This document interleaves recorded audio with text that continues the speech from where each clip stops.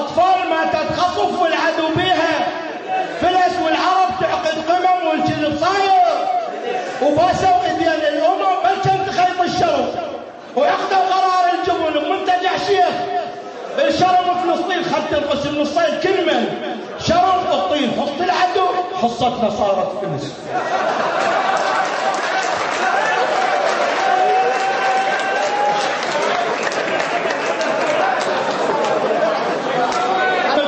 محمد ضاعت فلسطين العرب والشعب منها فلس، واطفال ماتت قصف والعدو بيها، والعرب تعقد قمم والكذب صاير، وباسوا ايدين الامم بلشن تخيط الشرف، وعقدوا قرار الجبن بمنتجع شيخ